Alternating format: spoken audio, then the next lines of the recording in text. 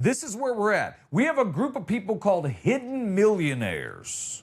So they're rich folks, but they don't act that way. They don't think they're wealthy. These are people, according to Vanguard, 127,000 millionaires were made just last year, and hundreds are being made every single day. So that means we're due. Mostly through investments, real estate investment, and their 401k maturation, and they just kind of age into it. But still, 127,000 last year alone, that's a big deal. Now, the investors that we're talking about, most of them do not consider themselves investors, which I don't think comes as a shock. And they do some dumb stuff too. Like a lot of them have retirement money just sitting in cash, which is not growing at all, which is sort of odd, right? The stock market gives you roughly 10% back in most cases. There's better ways to put that money, but they're not used to being rich, so they don't do rich people things, right? There are some of them that are carrying credit cards that have a 20% interest rate, and they're carrying balances. That's insane when you have that kind of money sitting around. It's not good business. Now we have people worth $1 million+, but they're checking their checkbook before they order mozzarella sticks. They're not doing rich people stuff. There are things I expect rich people to do. And I'm not talking about flashy things. I'm not talking about buying Bugattis. I'm talking about things that even these hidden millionaires should be doing. Basic stuff. For instance, rich people invest their money. Some of these cats got $1 million in cash sitting around like it's waiting for a haircut. They didn't create a retirement account. They created an expensive checking account. That's not investing, that's financial hibernation. That's the difference between rich people and hidden millionaires. Rich people pay off high interest debt. If you're a millionaire still paying 20% on a credit card, that's not finance, that's cry for help. That's like owning a yacht and financing the life jackets. Rich people don't invest all of their money in one stock. Some of these people have most of their retirement in one company. That's not investing, that's emotional gambling. You don't have diversification, you have an employee badge and a lot of hope. Rich people have estate plans. Hidden millionaires are like, that's not really for us. Estate planning that's for rich people. Sir, you are the very definition now of rich people. You need to get an estate plan. Otherwise, when you croak, all your family's gonna be pulling its stuff and there's gonna be a mess. Go ahead and get that done. Another thing rich people do is they talk to a financial advisor. Because when the stakes get bigger, not talking to one is dumb. Some of these people are out here making financial decisions like a fantasy football draft. Rich people occasionally spend money. Not crazy, comfortable stuff. Some of these people have millions of dollars saved up and they act like if they break a dish, they're heading to bankruptcy court. Net worth, $1.3 million. Lifestyle, expired yogurt energy.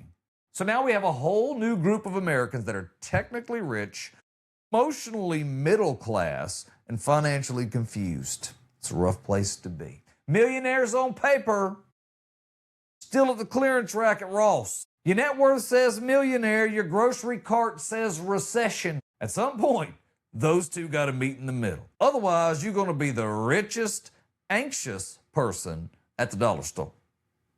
If I got $1 million, ain't gonna take long before people start to notice just subtle changes. Things like, I'm buying a refrigerator that makes craft ice. I'm talking about judgmental ice, ice with an opinion, ice that looks at me and says, I didn't think you were going to have regular water. I assumed you would want sparkling.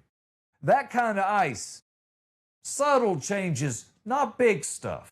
I'm gonna get me a massage chair that looks like it was developed in NASA, because I'm not sitting in regular chairs anymore. If it don't hum, knead, or glow blue, I'm not interested. Not sitting there. I'm gonna hire Chief Meteorologist Mike Collier from MCWX to be my personal meteorologist. He's gonna stand outside my yard and go, yeah, bud, looks good today. I'll come in and let you know if something changes. That. I don't have to check the weather app. I don't worry about the validity. I got my own personal meteorologist. Subtle changes. I'm buying a truck that's got so many cameras on it, it could direct its own documentary. I'm not gonna go crazy. This ain't MC Hammer stuff. I'm upgrading my snacks. No more gas station candy. Now, I got a charcuterie situation going on that's gonna require a small briefing. That's a lot for me.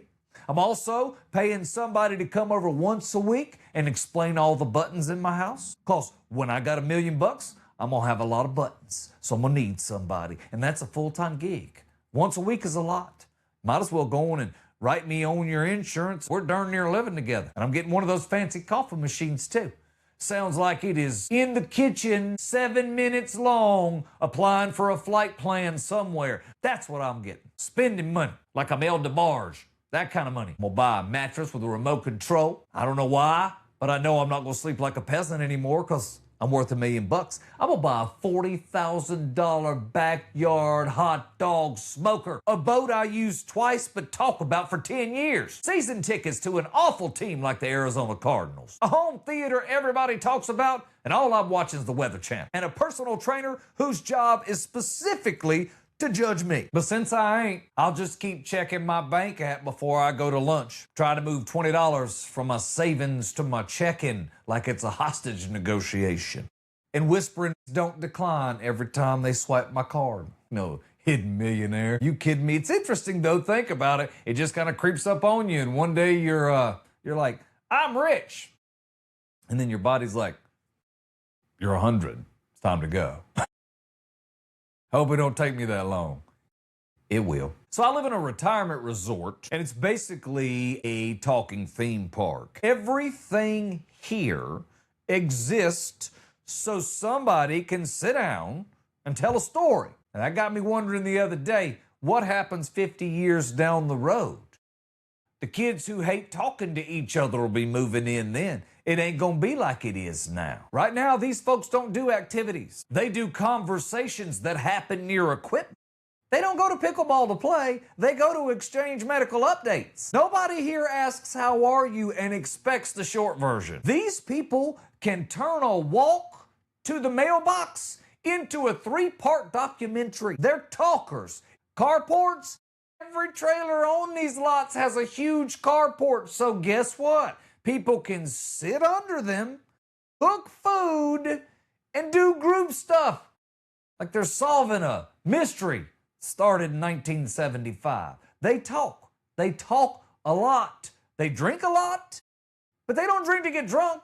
They drink to keep their throats lubricated for more talk, because that's what they do. The amenities on the Sun Life website read like a museum of human interaction. I mean, just take a look at the place. We have pickleball, tennis, horseshoes, golf, woodworking, reading, studying, poker, bingo, karaoke, line dancing.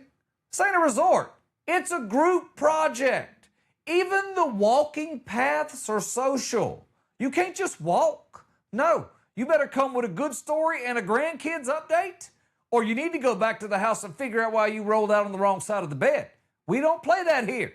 You better come with something to say. We got a ballroom. It's not for dancing. It's for the really loud talkers. We put them in there so that everybody else can go back to enjoying life. We're smart.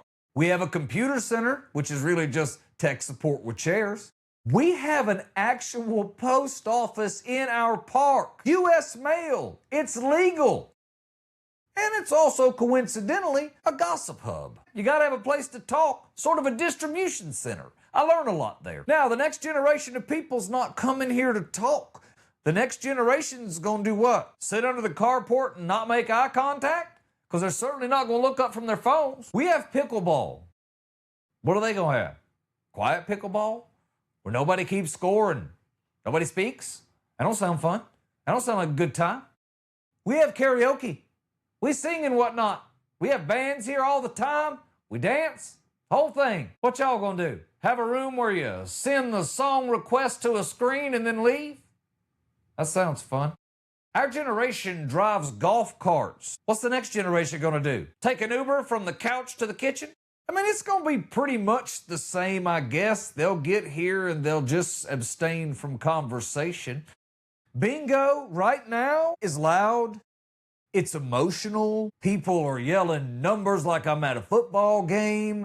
In 30 years, I guess everybody will just notify by phone, just a text. You won't even know that it's over, just someone texted they won. Right this very minute in our card room, there's probably 10 people trash talking, making jokes. Somebody's probably cheating. That's how it works. What y'all gonna do in the future?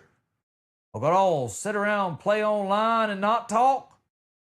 Same room, just everybody quiet. That sounds fun. Happy hour here is a social event. When they do quarter beer night, you can have a couple thousand people hanging around here drinking. It's a lot of people. I guess in 30 years, happy hour for y'all is just gonna be charging your phones near each other. This place ain't gonna be the same. For us here right now, yoga is a group event. We all get together and we breathe. Future yoga is noise canceling headphones and a hologram named BreatheBot. I'm not saying that one generation's better than the other. I think we're just wired differently. These folks grew up on front porches and, well, y'all grew up with passwords, so it's a little different. And I'm kind of hung in the middle of both, where I know there's a password, I just can't remember it. They built an entire place here for neighbors to talk to each other. The walls are paper thin. When y'all get here, we do have Wi-Fi.